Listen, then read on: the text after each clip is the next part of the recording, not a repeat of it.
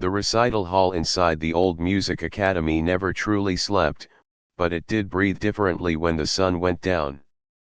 During the day, the air was thick with the smell of floor wax and the sharp, nervous energy of students racing to their next lesson. The high ceilings echoed with the sounds of competing pianos, screeching violins, and the shouts of instructors demanding perfection. But by the time the clock on the tower ticked past 9 in the evening, the building settled into a heavy, dusty quiet. Mrs. Gable liked the quiet. She had worked at the academy for 17 years, long enough to know exactly which floorboards creaked and which vending machine was prone to swallowing coins without giving up a soda can. She was a woman of small stature, with hair the color of iron that she always pulled back into a tight, practical bun. Her uniform was a simple blue cleaning dress with sensible white sneakers that allowed her to move without making a sound. To the students who studied there, Mrs. Gable was essentially part of the architecture. She was like the chandeliers or the dark velvet curtains, something that was always there, blending into the background, rarely noticed unless something was wrong. They would rush past her in the hallways, their arms full of instrument cases and music folders, their eyes glued to their phones or their scores. If they bumped into her, they rarely stopped to apologize. They would just mutter a quick "excuse me" and keep moving, already thinking about the difficult scales waiting for them in the practice rooms. She didn't mind the invisibility. In fact, she often preferred it. It allowed her to observe without being drawn into the drama that always seemed to swirl around young artists. She would push her cart down the long corridors, pausing to empty a wastebasket here or wipe a smudge off a glass door there. Through the heavy soundproof glass of the practice rooms, she would watch them. There was the tall boy with the wild curly hair who always played the trumpet too loud, his face turning red with effort. There were the two violinists who spent more time arguing over a bowing technique than actually practicing. And then there were the pianists. Mrs. Gable had a special fondness for the pianos. The academy owned dozens of them, from small uprights in the basement practice rooms to the massive, gleaming grand pianos that sat on the stages. She treated them with more care than she treated the antique furniture in the director's office. She knew that dust was the enemy of the action, so she made sure the lids were always closed when not in use.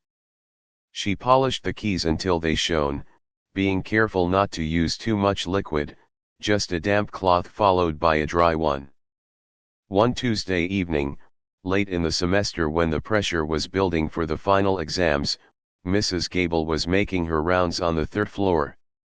The hallway was dimly lit, with only the emergency lights casting long shadows on the linoleum floor. Most of the students had gone home, but a few dedicated souls were still burning the midnight oil. She stopped outside room 304. The door was slightly ajar, and the sound of Chopin drifting out into the hall. It was a nocturne, a piece meant to be played with a singing, melancholy tone. The student inside, a young man named David who was in his final year, was playing the notes correctly, but something was missing. It was fast, precise, and clean, but it sounded mechanical. It sounded like a typewriter clacking away rather than a story being told. Mrs. Gable leaned against her cart, holding her feather duster still, and listened. She knew this piece. She knew it intimately. She remembered sitting on a bench by a river when she was hardly older than David, feeling the wind on her face and hearing the water rush over the stones. That was what this music was supposed to feel like. It was supposed to feel like the passage of time, like a memory fading away. David was playing it like he was trying to finish a race. He slammed down the final chord, the sound ringing harshly in the small room. "No, no, no!" David shouted at the piano, slamming his hand on the keys. "Why isn't it working?" He stood up and paced the small room, running his hands through his hair in frustration. He grabbed his sheet music, crumpled the edges, and then threw it onto the floor. Mrs. Gable watched him. She wanted to tell him that he was gripping the music too tightly, that he needed to let it breathe. She wanted to tell him that the middle section wasn't about speed, but about hesitation. But she knew her place. She was the cleaner.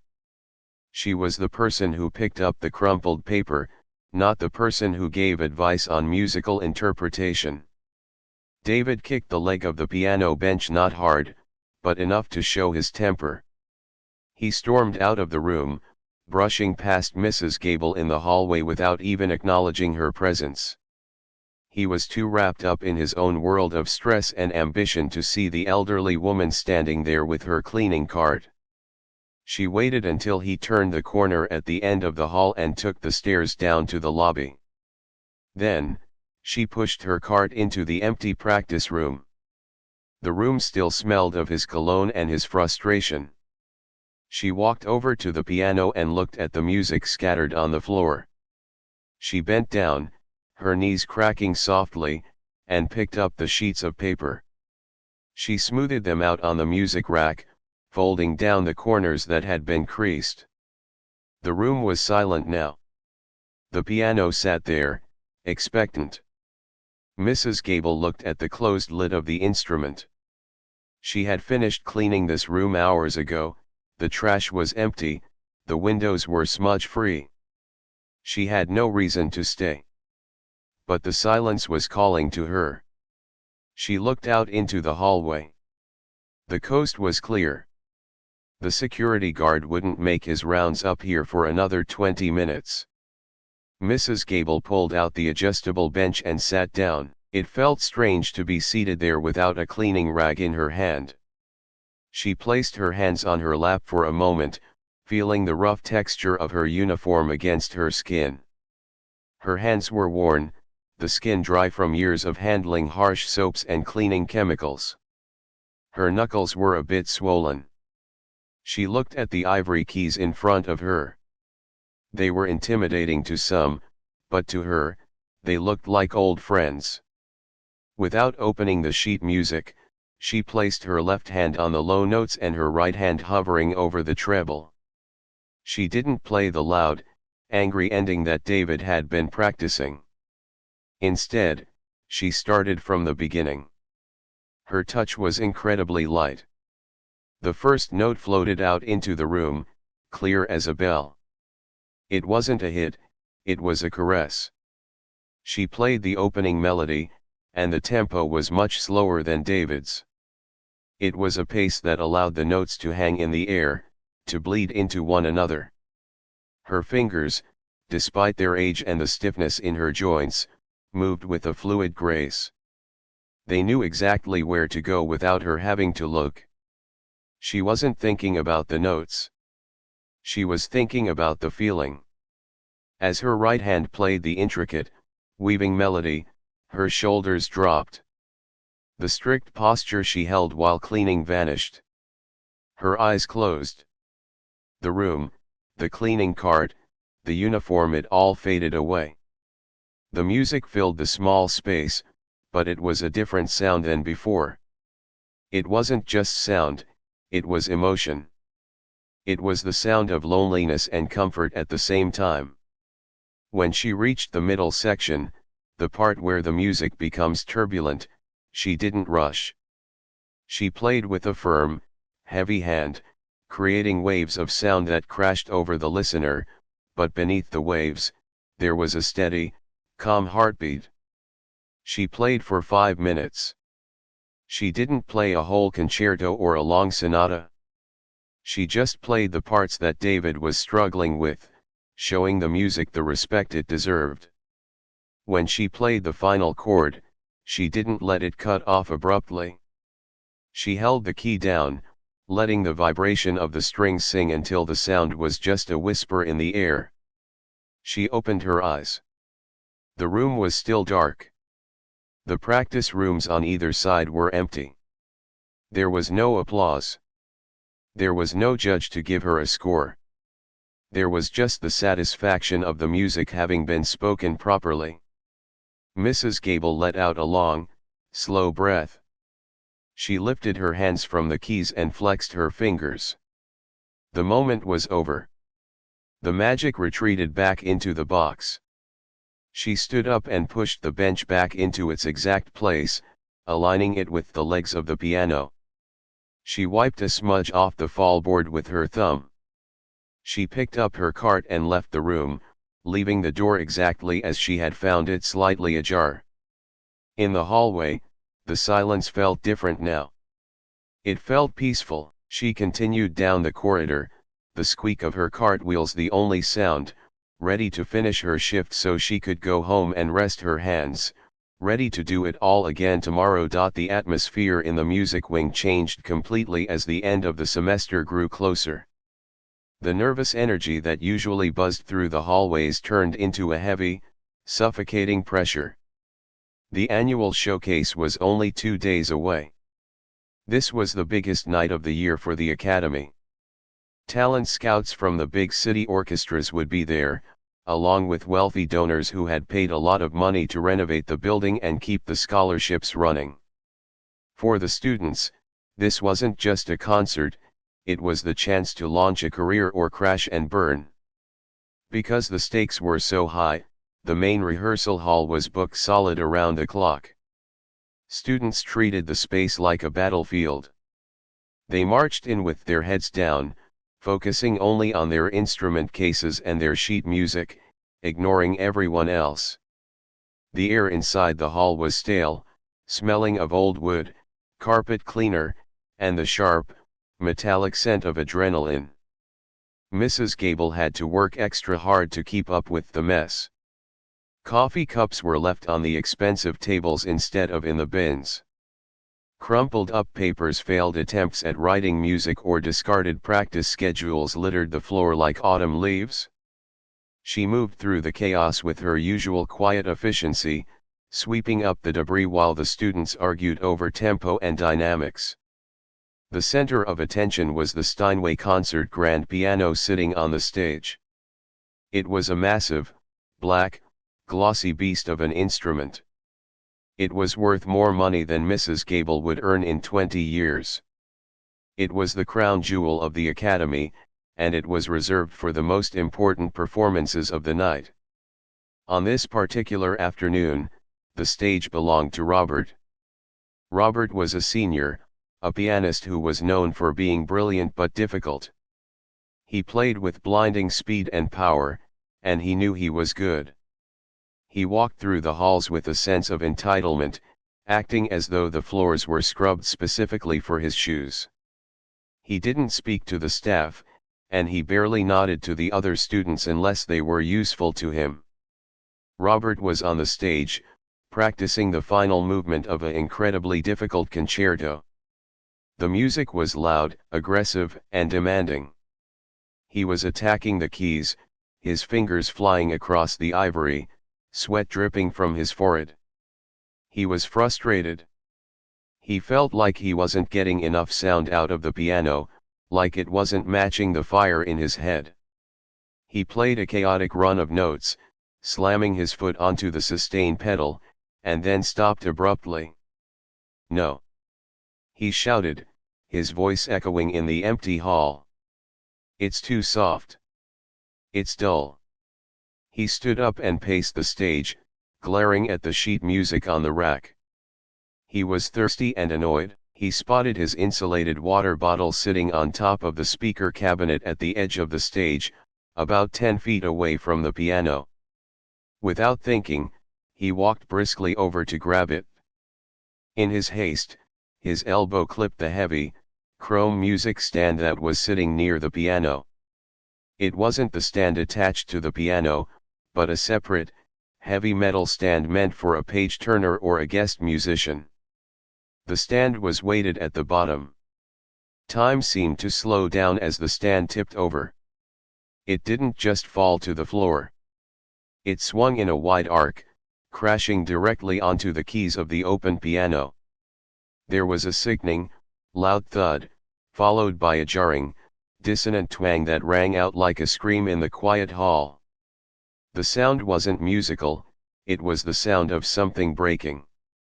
Mrs. Gable was in the wings of the stage, emptying a trash bin. She froze when she heard the noise. She knew that sound immediately. It was a sound that made a musician's blood run cold. Robert turned around, his eyes wide. He rushed back to the piano. Oh no, he muttered. He tried to lift the heavy stand off the keys, but it was tangled in the fallboard. He finally yanked it free and tossed it aside. He stared at the keys. On the treble side, a section of keys looked depressed, stuck in a pushed-down position. He pressed them, but they didn't spring back up. They just made a dull clicking sound against the felt beneath them.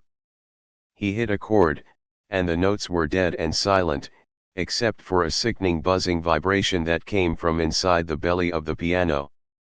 Mrs. Gable walked onto the stage. She moved slowly, her face calm but her eyes serious. She set down her trash grabber and approached the instrument. She could see the panic rising in Robert's face. He looked like a child who had broken a vase while playing ball inside the house. "Is it bad?" Robert asked, his voice trembling slightly. "I didn't mean to. It just fell." Mrs. Gable didn't look at him. She looked at the damage. She reached out and gently touched the stuck keys. "The hammer is probably jammed," she said softly. "And you might have broken a string." "Can it be fixed?" Robert asked. "I have the dress rehearsal tomorrow. The showcase is the day after." "The tuner is out of town until next week," Mrs. Gable said, her voice matter of fact. "This is the concert instrument. You can't play on broken keys, Robert. It will ruin the acoustics for the whole orchestra." Robert stared at her. He was processing the information. If he couldn't play this piece, his senior recital was ruined. The scholarships he was counting on would go to someone else. The scouts wouldn't see him at his best. His fear quickly turned into something else. He felt cornered, and when Robert felt cornered, he usually got angry. He looked at the broken keys, then he looked at Mrs. Gable. She was standing there in her blue uniform, looking at the piano with pity. She looked like she understood the instrument better than he did, and that annoyed him. He felt a sudden, hot spark of resentment. He was the genius. She was the woman who mopped the floors. Why did she get to look at him with pity? "This is your fault," he snapped. Mrs. Gable looked up, surprised. She blinked slowly. "I wasn't near the stage, Robert.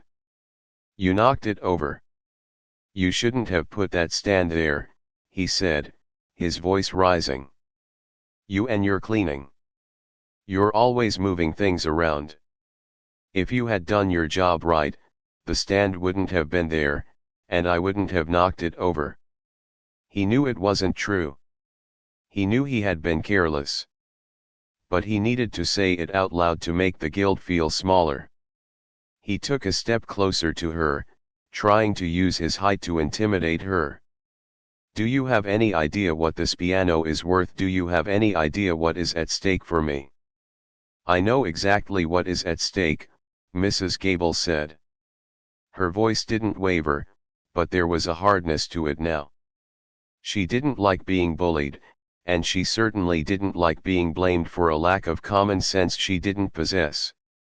"No, you don't," Robert spat. "You just dust things. You push a broom. To you, this is just a piece of furniture with teeth. You think the pedals are footrests. You don't understand the complexity of the music. You don't understand the pressure." He was shouting now, causing a few students who were practicing in the soundproof rooms to peek out through the glass doors to see what the commotion was. "Fix it," Robert demanded, pointing a finger at her. You broke it by moving the stand, you fix it? I can't fix broken strings with a broom, Mrs. Gable said simply. And I didn't move the stand. It was there from the rehearsal yesterday. You're useless, Robert said, throwing his hands up. Absolutely useless. I'm going to fail because of a janitor. He paced in a small circle, kicking at the carpet. The stress was making him irrational. He stopped and looked at her with a cruel sneer. It was the look of someone who had never been told no enough times in his life. He wanted to hurt her because he felt hurt. You know what he said, his voice dripping with sarcasm. Since you're such an expert on how the stand got there, maybe you're an expert on the music, too. Why don't you play it? Go ahead. Sit down and show me how easy it is to play a concerto on a broken piano. He laughed, a short, sharp barking sound. It was a mean laugh, designed to humiliate. Let's see the cleaning lady play like a master. That would solve everything, wouldn't it? Mrs. Gable looked at the young man. She saw the spoiled child underneath the tuxedo he was wearing for the photo shoot later. She saw the fear in his eyes masking itself as arrogance. She looked at the piano, the wounded animal in the center of the room. She sighed, a long, weary exhale that seemed to deflate the tension in her shoulders. She didn't look at the students gathering at the doors. She looked at the broken keys. The middle section, she said quietly. The run in C-sharp minor. You don't need the high G for that. If you voice the chord differently in the left hand, you can cover the missing note.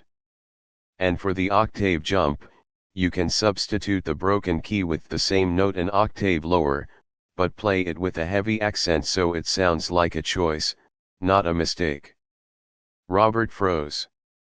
The sneer slid off his face. He stared at her, his mouth slightly open. What did you just say?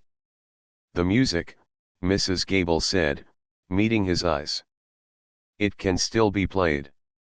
You just have to be smart about it. You don't have to be a slave to the page if you know the instrument. Prove it, Robert whispered, then louder. Prove it. You think you can rearrange Rachmaninoff? You. He stepped back and swept his arm toward the bench in a grand, mocking gesture. Please, Mrs. Gable. Be my guest. Show us all how it's done. The silence that followed Robert's challenge was heavy and suffocating. It wasn't a peaceful silence, it was the kind that happens right before a storm, where the air feels thick and static. A small crowd of students had gathered near the edge of the stage now. They had drifted out of the practice rooms, drawn by the sound of shouting. They stood in a semicircle, holding their instrument cases and sheet music, looking back and forth between the furious piano student and the elderly woman in the blue cleaning uniform. Robert stood with his arms crossed over his chest, a smirk plastered on his face. He was confident. He thought he had won the argument by turning it into a joke. In his mind, the idea of Mrs. Gable sitting down to play a virtuoso concerto was so absurd that it proved his superiority. He expected her to blush, to mutter an excuse, or to just turn around and go back to her cleaning cart. That was the natural order of things. Mrs. Gable didn't blush. She didn't look down at her shoes in embarrassment. She just stood there, looking at the broken piano with a calm, steady gaze. She seemed to be weighing the situation, not with fear, but with a strange sort of calculation. She knew that Robert was trying to humiliate her. She knew that the students were waiting for a show. But mostly, she seemed to be listening to the silence of the room. Well, Robert said, his voice loud and echoing in the hall. I'm waiting. You gave me the advice. Let's hear you take your own advice. Or were you just making noise? A few of the students snickered. It was a nervous sound, a reaction to the tension in the air. They were uncomfortable, but social pressure made them side with the talented student rather than the caretaker. To them, this was just entertainment before they had to go back to the grind of practicing. Mrs. Gable finally moved. She didn't walk toward the piano immediately. Instead, she reached into the large pocket of her cleaning apron. She pulled out a pair of white latex gloves and snapped them onto her hands with a practiced thwack. Then, she took a clean, white rag from her other pocket and draped it over her arm like a waiter in a high-end restaurant. It was a small, detail-oriented action that showed she took her job seriously, even in the middle of an argument. She walked over to her cart and parked it neatly against the wall. She made sure the wheels were locked. Then she turned and walked toward the massive black Steinway. "Make sure you don't touch the broken keys," Robert sneered, taking a step back to give her room, but also to keep his distance as if her incompetence might be contagious. "We don't want you hurting yourself." Mrs. Gable didn't reply. She stepped up onto the low platform of the stage. The contrast between them was stark. Robert was young, dressed in expensive, tailored clothes, his hair perfectly styled, radiating nervous energy and arrogance. Mrs. Gable was small, her posture slightly bent from years of manual labor, wearing a stained uniform and sensible sneakers. Her hair was gray and pulled back in a severe bun. She reached the bench. She didn't sit down right away. She leaned over the keyboard and inspected the damage closely. The stuck keys in the high register were glaringly obvious. She touched them gently with her gloved fingers, confirming that they were dead. She hummed a low note to herself, feeling the vibration of the soundboard against her chest. "Are you going to play or just tune it?" one of the violinists shouted from the crowd. Another round of laughter rippled through the students. Mrs. Gable ignored them. She pulled off her latex gloves with a snap and tucked them into her pocket. She smoothed the front of her uniform dress, as if she were preparing for a formal photograph. Then, she did something that made the hall go quiet. She reached up and unbuttoned the top button of her collar. It was a tiny gesture, a signal that she was stepping out of her role for a moment. She sat down on the bench. It was an adjustable bench, and it had been set to Robert's height, which was quite tall. Mrs. Gable was much shorter. She didn't adjust the bench. She simply slid forward until she was sitting on the edge, her feet planted firmly on the floor, her back straight but not rigid. She positioned herself close to the keys, much closer than Robert usually sat. She hovered her hands over the keyboard. From where the audience stood, her hands looked rough and worn. The skin was weathered, the knuckles were large, and the nails were cut short and practical. They looked nothing like the slender, pale hands of the classical pianists they were used to seeing. They looked like hands that scrubbed floors and carried heavy trash bags. Robert was still smirking, leaning against the grand piano, looking down at her. He raised an eyebrow at the crowd, as if to say, "Watch this train wreck." Mrs. Gable closed her eyes for a second. She took a deep breath, expanding her chest, and then let it out slowly. When she opened her eyes, the soft, somewhat confused look of a helpful old woman was gone. Her gaze was sharp, focused entirely on the black and white keys in front of her. She wasn't looking at Robert. She wasn't looking at the audience. She was looking at the music. She placed her left hand on the low notes. A heavy, resonant C major chord filled the hall. The chatter in the back stopped instantly. It wasn't the sound of a beginner accidentally hitting a key. It was a sound of intent. The chord was perfectly balanced, loud enough to fill the room but not harsh. She held it, letting the sound ring, feeling the vibration in the floorboards. Before the sound could fade away, her right hand entered. It wasn't the run Robert had been struggling with. She didn't play the notes as a blur of speed. She played them as a conversation. The change in the atmosphere was physical. The air in the hall seemed to vibrate. Mrs. Gable's fingers moved with a fluidity that contradicted the appearance of her hands. They didn't look stiff or arthritic anymore, they looked like they were made of water, flowing over the keys. She was playing the accompaniment to the piece Robert had been working on, but she was changing it. She avoided the broken section entirely. Instead of playing the high, screeching run that required the stuck keys, she dropped the melody down an octave. It made the sound darker, richer, more ominous. She used the weight of her entire arm to press into the keys, not just the strength of her fingers. The sound that came out of the piano was enormous, like a tidal wave. Robert's smirk froze. He uncrossed his arms and stood up straight. He knew the piece. He knew what was written on the page. What she was playing wasn't written on the page. She was improvising a complex, harmonic counter melody that supported the bass line perfectly, navigating around the broken notes as if they had never existed. The students in the crowd stopped laughing. They stopped looking at their phones. One by one, they moved closer to the stage, drawn in by the sound. They exchanged glances with each other, wide-eyed looks of disbelief. This wasn't a joke anymore. Mrs. Gable leaned into the instrument, swaying slightly with the rhythm. Her face was peaceful, almost serene. She wasn't showing off.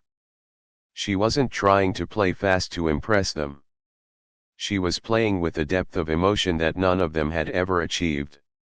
She played a sequence of chords that was so heartbreaking and beautiful that a few of the students felt tears pricking their eyes.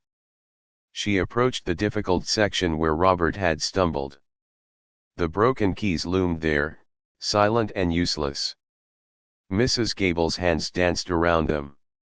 She used the surrounding notes to create a ripple effect, a trick of the ear that made the listener hear the missing note in their imagination. It was a masterful technique, a sophisticated understanding of music theory that usually took decades of conservatory training to master. Robert was staring at her hands, his mouth slightly open. He was trying to process what was happening. He was a good technician, but he was a machine compared to her. She was telling a story. Every phrase had a beginning, a middle, and an end. She was playing with a freedom that came from not caring about the rules, but only caring about the beauty. She reached the climax of the phrase. Instead of the sharp, banging crash that Robert usually did, she built the tension slowly, softer and softer, until she pressed the final chord with such tenderness that the piano seemed to sigh. She held the chord, lifting her left hand off the keys to let the treble ring alone, vibrating in the air like a crystal bell. Then, she released the key. The silence that followed was heavier than before, but it wasn't tense. It was a sacred silence. The kind of silence you find in a cathedral or a deep forest. The sound seemed to hang in the rafters of the hall, refusing to disappear. Mrs. Gable sat still for a moment, her hands resting on her lap. She took another deep breath, the peaceful look returning to her face. She smoothed her dress again. Then, without looking at the stunned audience or the pale-faced student standing nearby, she stood up from the bench. She adjusted the collar of her uniform, buttoning the top button back up. She picked up her rag, tucked it into her pocket, and walked back to her cart. The hall was so quiet you could hear the squeak of her sneakers as she stepped off the stage. No one moved. No one spoke. They just watched her go, their perception of their world shattered by a woman they had ignored for years. The sound of the final chord seemed to hang in the air like mist, refusing to fade away. In the large rehearsal hall, you could usually hear the low hum of the air conditioning or the distant traffic from the street outside, but now, it was completely silent. It was the kind of silence that feels heavy, like the air pressure had changed.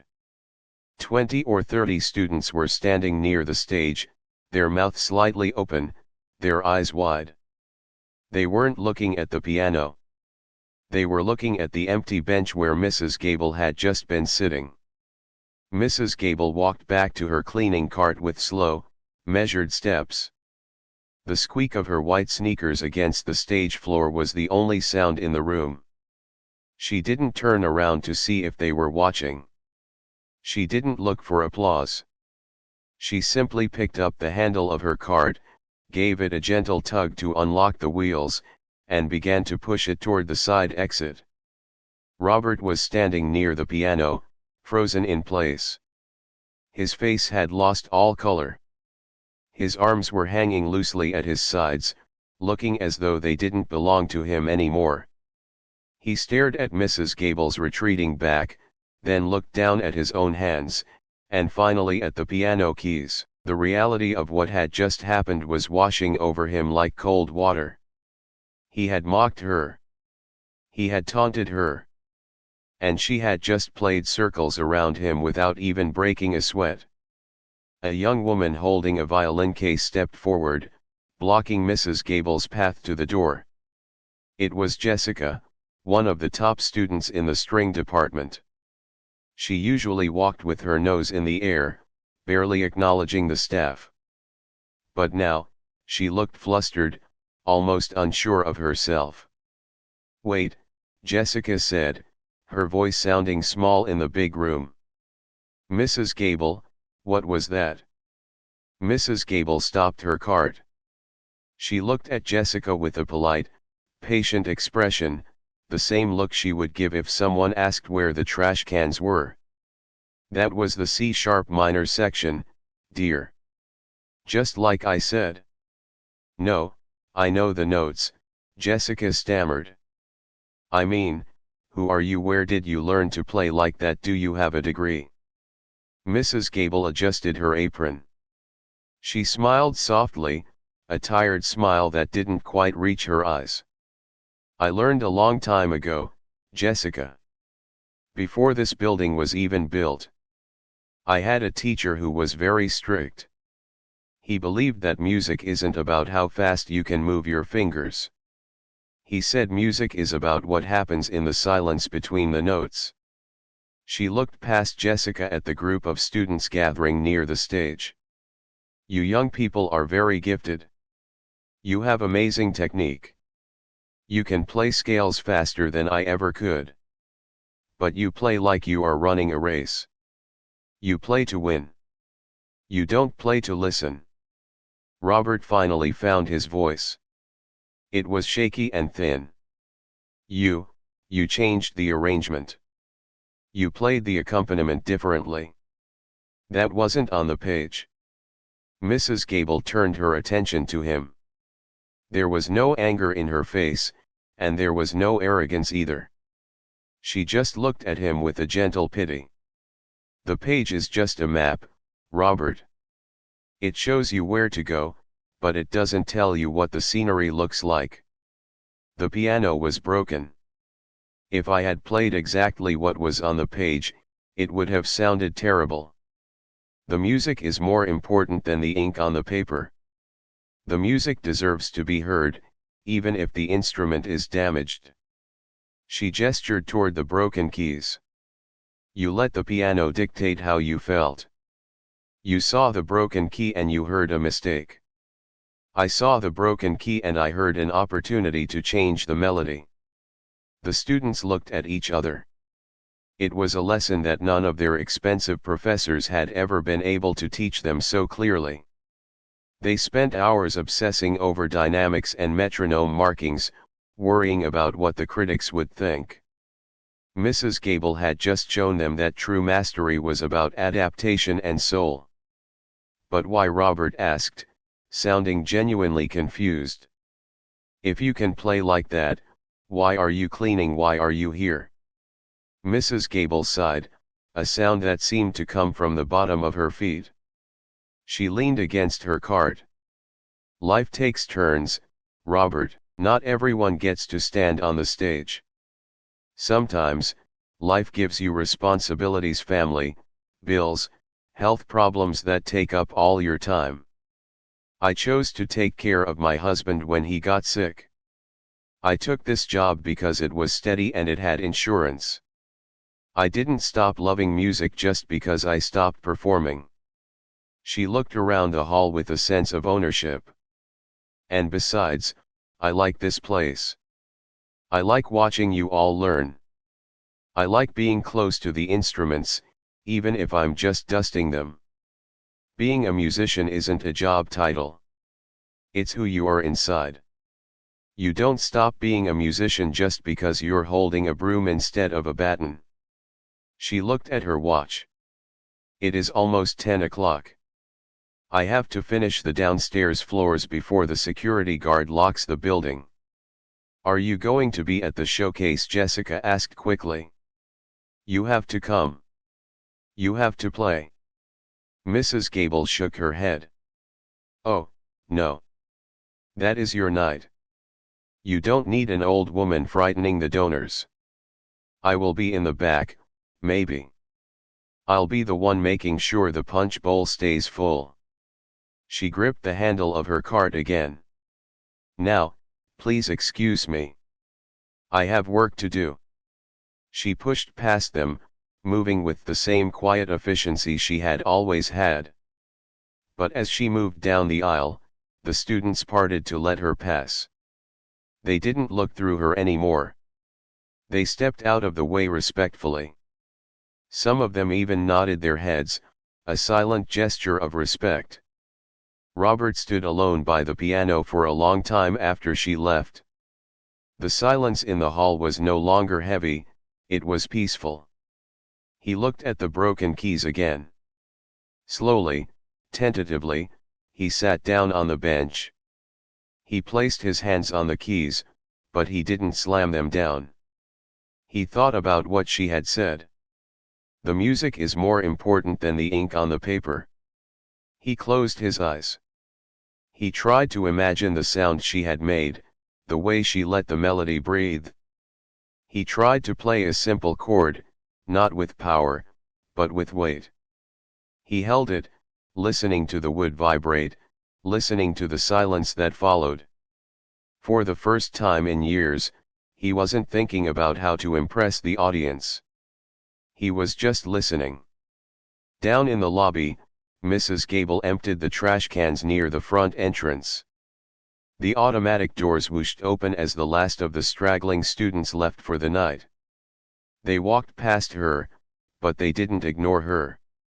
"Good night, Mrs. Gable," one of them said, a shy voice from a freshman she had never spoken to before. "Good night, Mrs. Gable," said another, a voice filled with genuine warmth. She smiled as she tied up a garbage bag. "Good night, everyone. Drive safe." She pushed her cart toward the supply closet, the sound of the wheels echoing in the empty hall. She was tired. Her hands ached a little bit from playing, a familiar stiffness that she hadn't felt in a long time. But her heart felt lighter than it had in years. The music was inside her, but now, for a brief moment, she had let it out. She had reminded the young people that beauty isn't about who you are on the outside, but what you carry in your heart. She locked the supply closet door and turned off the main lights. The academy was dark and quiet again. She walked to the time clock to punch out, ready to go home to her small apartment, ready to rest, feeling like a master musician who had just played the most important concert of her life. The night of the big showcase arrived, bringing with it a kind of electricity that made the hairs on your arms stand up. The academy was transformed. The harsh fluorescent lights of the hallways were dimmed, replaced by the warm glow of crystal chandeliers. The smell of floor wax was gone, covered by the scent of expensive perfume, fresh flowers, and hot coffee being brewed in the reception area. The lobby was filled with people dressed in their finest clothes, men in stiff suits and women in sparkling gowns. They were the donors, the parents, the critics, and the friends. In the center of all this chaos was the main auditorium. It was packed to capacity. Every seat was taken, and people were standing in the back. The atmosphere was thick with expectation. This was the night the students had been working toward for 4 years. It was the culmination of thousands of hours of practice, sacrifice, and stress. Mrs. Gable was not on the stage. She was exactly where she usually was during events, standing in the shadows at the back of the hall, wearing her blue uniform. She had a small headset on to communicate with the other staff, and she held a clipboard. Her job tonight was to monitor the exits and make sure no one wandered into the restricted areas. She was invisible to the crowd, a necessary fixture that blended into the dark curtains. The first half of the show went smoothly. A cellist played a sonata that made the audience hold their breath. A flute duo performed a lively piece that made everyone tap their feet. The applause was polite but enthusiastic. Then, it was time for the piano solo. The lights in the hall dimmed even further, leaving just a single spotlight on the massive, black Steinway grand piano centered on the stage. The piano tuner had managed to do a temporary fix during the day.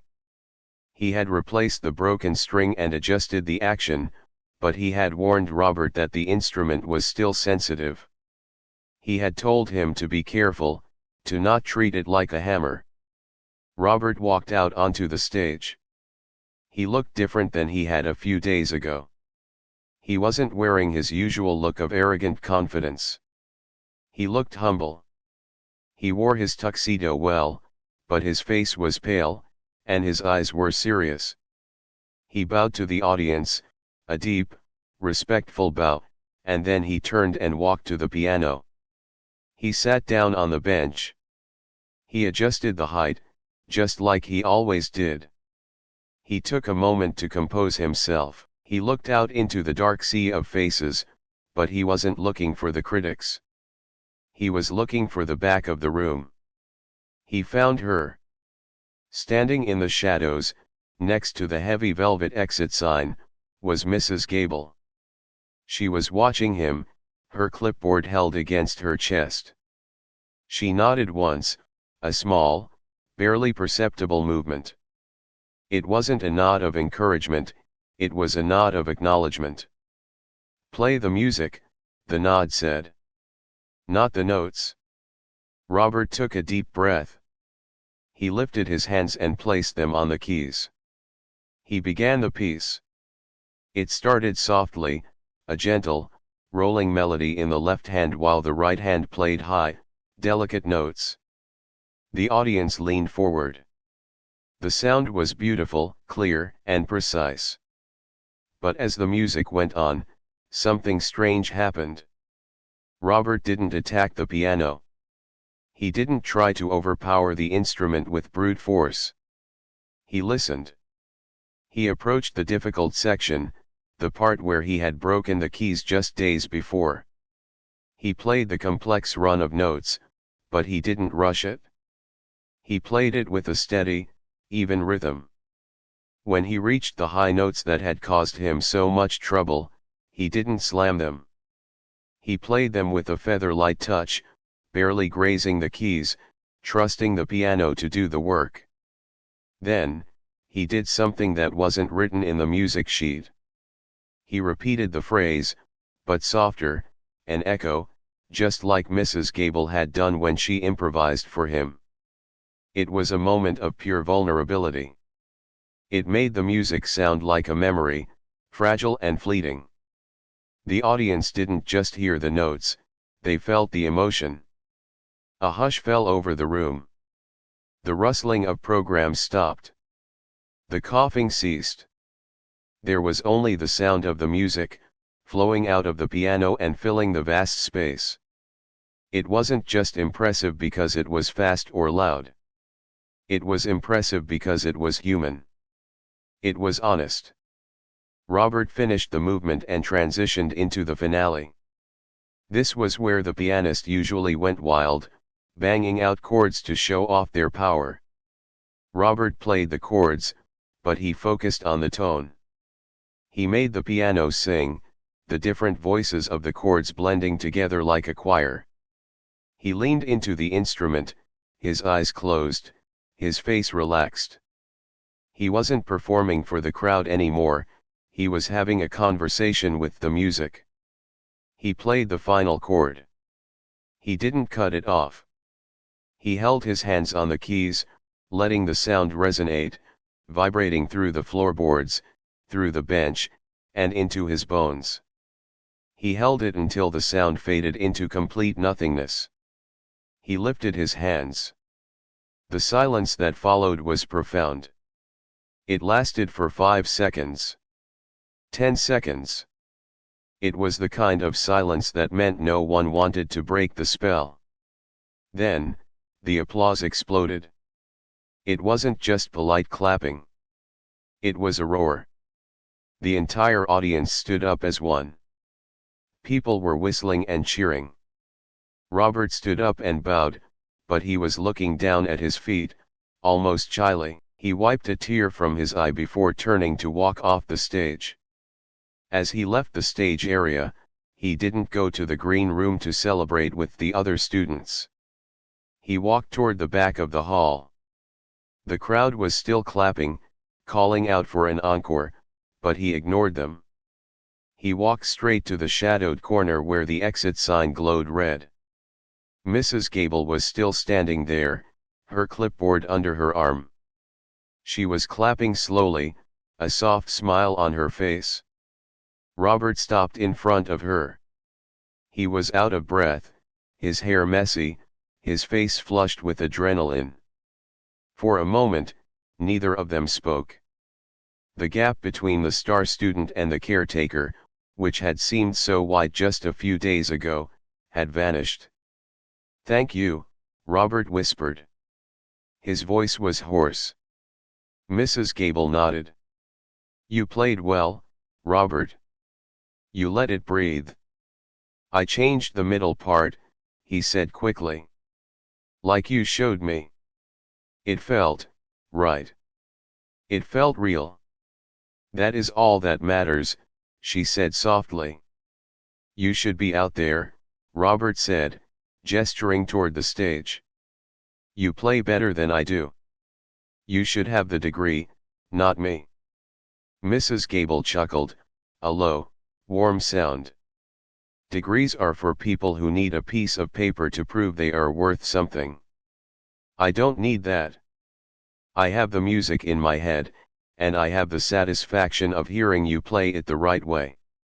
That is enough for me." She reached out and patted him on the shoulder. Her hand was small and rough, but her touch was steady. "Now, go back out there. They are calling for an encore. Play something gentle. Play something that makes you happy." Robert looked at her with eyes full of gratitude.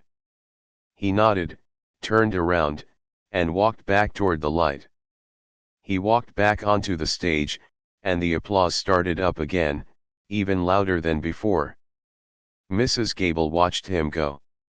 She watched him bow to the audience, sit back down, and begin to play a quiet, simple lullaby. She turned and walked out the heavy side exit into the cool night air. She walked toward the bus stop, her shoes clicking on the pavement. The next day, the school was buzzing with rumors about the secret mentor who had fixed Robert's playing. But Mrs. Gable never said a word about it to anyone. She went back to her routine. She swept the floors. She dusted the pianos. She emptied the trash. But things were different. The students didn't ignore her anymore. They held the doors open for her. They greeted her by name. When they practiced in the halls, they didn't play just to show off how fast they were. They played with more soul, trying to find the feeling in the silence, just like she had taught them. And every night, when Mrs. Gable finished her rounds and locked up the building, she would pause for a moment in the dark auditorium. She would stand on the stage, bathed in the moonlight streaming through the high windows. She would sit at the grand piano and play a few chords, just for herself. She was the master of the hall, the caretaker of the music, the unseen heart of the academy. And she was content.